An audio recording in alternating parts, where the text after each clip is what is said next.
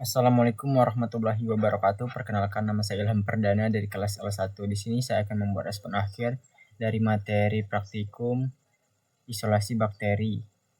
Jadi, isolasi bakteri adalah proses mengambil bakteri dari sampel lingkungan asalnya dan menumbuhkannya pada media buatan di laboratorium yang bisa dikultur bakteri murni yang berisi hanya satu mikroorganisme saja. Nah, di sini ada macam-macam isolasi bakteri. Yang pertama itu isolasi dari air laut, terus dari sedimen laut dan biota laut. Jadi dari isolasi bakteri laut itu yaitu biasanya diawali dengan mengambil sampel dari air laut dari lokasi tertentu. Selanjutnya dipisahkan bakteri dari partikel dan ditumbuhkan dalam media kultur agar bisa berkembang. Nah, selanjutnya itu diinkubasi dengan dalam kondisi yang mendukung dan seterusnya mengidentifikasi koloni bakteri yang akan tumbuh. Yang kedua itu adalah isolasi dari sedimen laut. Yang pertama itu mengambil sampelnya dulu dari permukaan atau kedalaman tertentu pada laut dan menghapus material besar dari sedimen.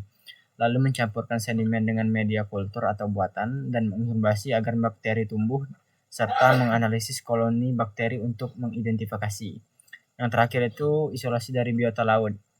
Yang biasanya itu yang pertama itu mengambil biota laut seperti plankton ataupun ikan, lalu membersihkan organisme dari kotoran atau sedimen yang tertempel, lalu menumbuhkan bakteri dari bagian jaringan biota dalam media buatan, lalu menginkubasi koleksi media untuk pertumbuhan dan mengidentifikasi bakteri yang tumbuh untuk memahami perannya. Nah, jadi adapun teknik preparasi suspensi yaitu yang pertama swab, yaitu dioleskan ke arah tempat yang ingin dioleskan, yaitu terus rinse lalu penghancuran. Nah, biasanya penghancuran ini biasanya dari mikroorganisme yang bisa dihancurkan seperti kerang, biasanya ditumbuk dengan alu dan terus diratakan. Nah, adapun teknik pengenceran bertingkat yaitu penentuan besarnya atau banyaknya tingkat pengenceran terhadap kepada perkiraan jumlah mikroba dalam sampel perbandingan. Yang biasa digunakan adalah 1:9 untuk sampel dan pengenceran pertama. Selanjutnya sehingga pengenceran berikutnya mengandung 1/10 sel. Nah, di sini ada teknik penanaman yaitu spread plate dan pour plate. Jadi kalau the pour plate ini dia dituang bersamaan dengan sampel dan media. Jadi secara bersamaan dituang. Jadi bisa, tapi minusnya dia ini bisa membuat media itu tidak merata atau bisa menggumpal. Jadi kalau di spread plate ini dianya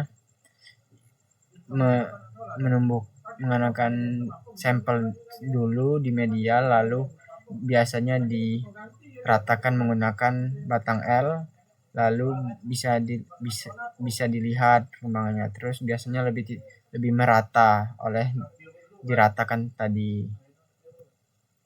Nah, selanjutnya itu ada makromorfologi. Jadi makromorfologi itu yaitu ciri-ciri pada fisik koloni bakteri yang bisa dilihat secara langsung dengan mata telanjang atau tanpa menggunakan kaca pembesar pada media kultur padat yang bisa membantu dalam identifikasi awal bakteri di bidang mikrobiologi. Nah, adapun bentuk-bentuk pada makromorfologi yaitu pertama bentuk koloni, biasa dalam bentuk sirkular atau berbentuk bulat, irregular berbentuk tidak beraturan, filamentous berbentuk seperti benang. Selanjutnya ada tepi koloni yaitu entire pada tepi rata dan halus.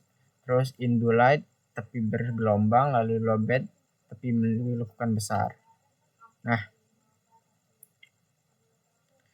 mungkin sekian penjelasan materi dari respon akhir materi isolasi bakteri dan morfologi dari saya. Wassalamualaikum warahmatullahi wabarakatuh.